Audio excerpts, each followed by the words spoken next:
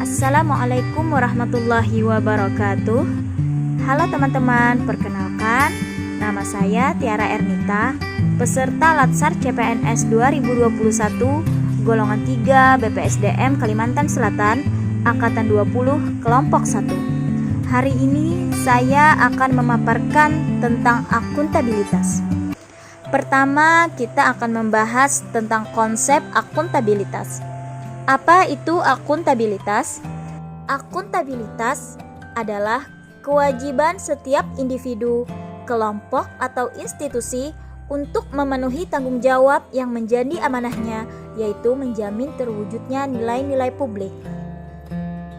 Yang kedua, ada aspek-aspek akuntabilitas, yaitu akuntabilitas adalah sebuah hubungan dua pihak antara individu, kelompok, atau institusi dengan negara dan masyarakat, berorientasi pada hasil. Hasil yang diharapkan adalah aparat pemerintah yang bertanggung jawab, adil, inovatif, dan hasil yang maksimal.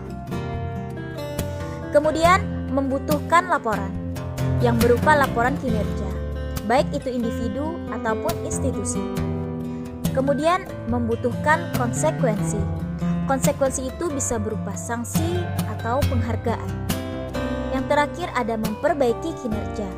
Memperbaiki kinerja PNS dalam memberikan pelayanan kepada masyarakat. Selanjutnya ada akuntabilitas publik.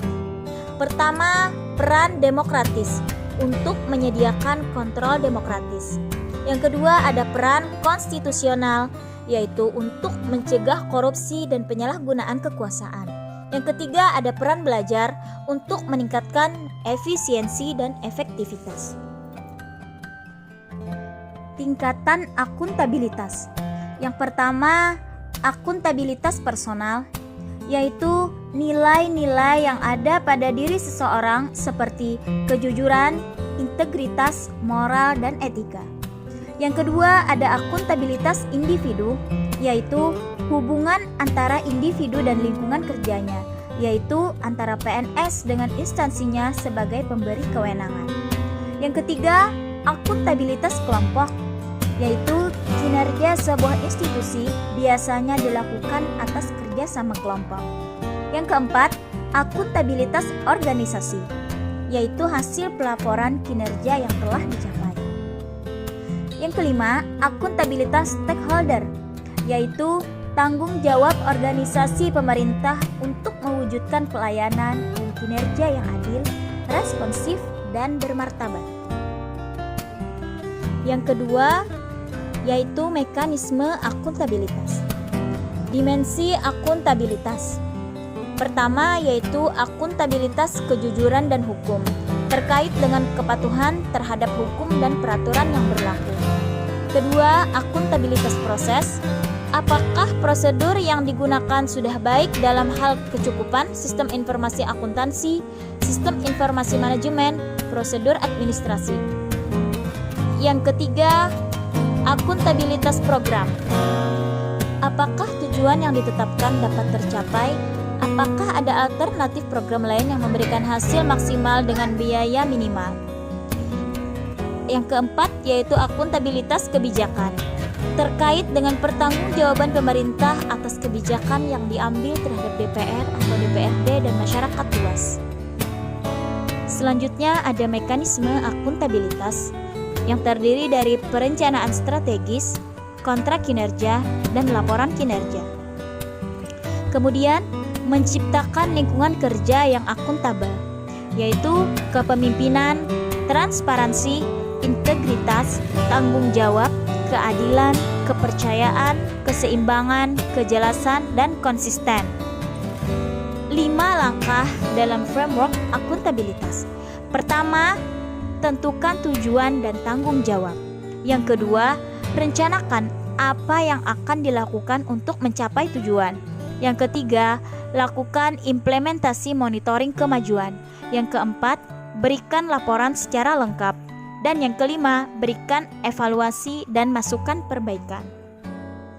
Selanjutnya, yang ketiga, akuntabilitas dalam konteks, yaitu akuntabilitas dalam organisasi.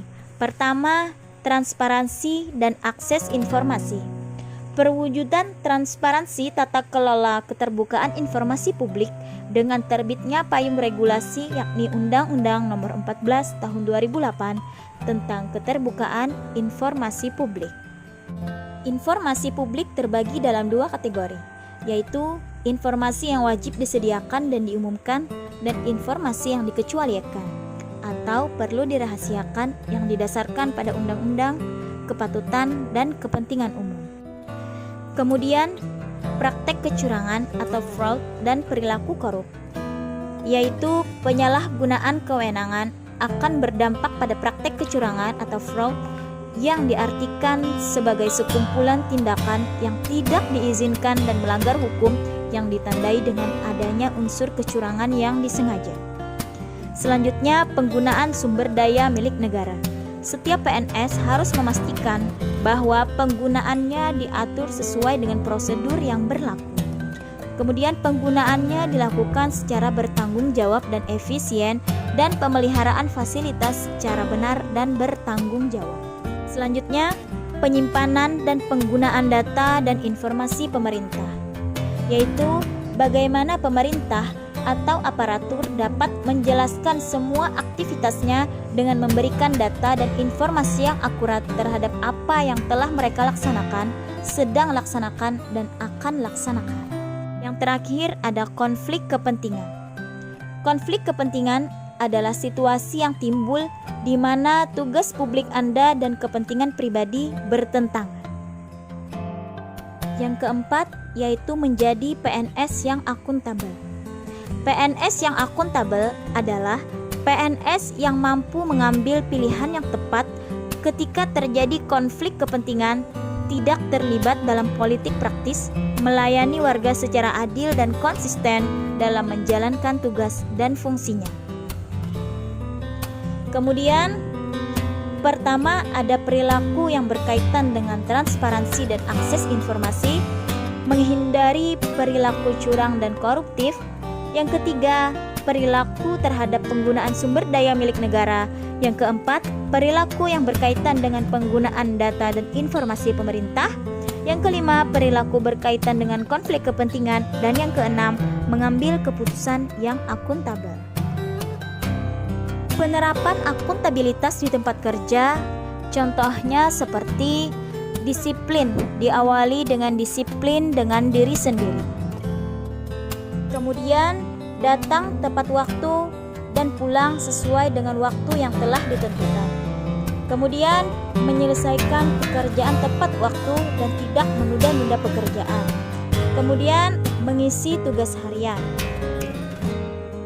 Contoh yang lain di sini karena saya sebagai guru, saya punya tanggung jawab yaitu mencerdaskan anak bangsa. Maka dari itu saya harus mengajar dengan baik dan saya harus mengajar dengan sepenuh hati. Terima kasih. Wassalamualaikum warahmatullahi wabarakatuh.